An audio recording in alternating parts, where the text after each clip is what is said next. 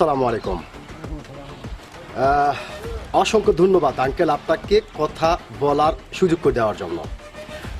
তো আঙ্কেল, সর্বপ্রথমে জানতে চাচ্ছি আপনি কেমন আছেন? আলহামদুলিল্লাহ। যাক, আল্লাহ পাক আপনাকে ভালো রেখেছে, আলহামদুলিল্লাহ। তো আঙ্কেল, আপনার নামটা জানতে পারি? জি, আশরাফ। সুন্দর একটি নাম আপনার, অত্যন্ত চমৎকার একটি নাম আপনার। এবং আপনার নাম শুনে এবং আপনাকে সামনাসামনি দেখে যেটা বোঝা যাচ্ছে, আপনি দুর্দান্ত একজন সাহসী মানুষ। এটা কিন্তু আপনাকে দেখেই বোঝা যাচ্ছে আপনি প্রচণ্ড একটি সাহসী মানুষ। তো আঙ্কেল, আপনি কি ভোটার হয়েছেন? ভোটার হয়েছেন না? তো আঙ্কেল, আপনি কোন দেশের ভোটার হয়েছেন?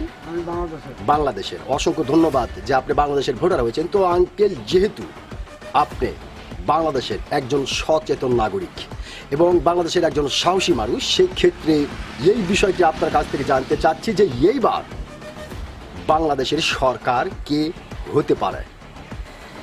বাংলাদেশের সরকার বিএনপি হতে পারে। বিএনপি হতে পারে? বাংলাদেশের সরকার বিএনপি হতে পারে। আচ্ছা আঙ্কেল, আপনি যেহেতু খুব সুন্দর করে এবং মোটামুটি সাহসিকতার সহিত প্রথম চান্সেই বললেন যে বিএনপি হতে পারে, তো আসলে আঙ্কেল আপনি কি দেখে বা কি আইডিয়াতে কেন আপনার কাছে মনে হলো যে বিএনপি এবার হতে পারে? আমি দেখলাম যে মনে করেন যে সেই খালেদা জিয়াটা খুব কষ্ট বাংলাদেশে করেছে দেশের জন্য। হ্যাঁ হ্যাঁ হ্যাঁ, এই জন্য আমার খুব একটা দরদ লাগতেছে। গরম লাগতেছে। হ্যাঁ, খুব কষ্ট করেছে, জেল খাটলো, কেস শেষ মেলা পালতো খাওয়া থাকলো।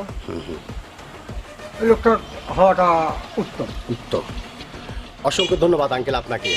আপনি অতি গুরুত্বপূর্ণ একটি কথা বলেছেন।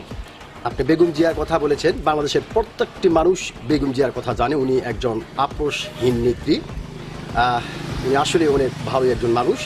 তো যাই হোক, আপনি খুব সুন্দর একটি কথা বলেছেন। আমি আশা করব আপনার এই গুরুত্বপূর্ণ কথাটি ও সাহসী কথাটি বাংলাদেশের অনেক মানুষের কাছে গ্রহণযোগ্য হবে। ধন্যবাদ আপনাকে।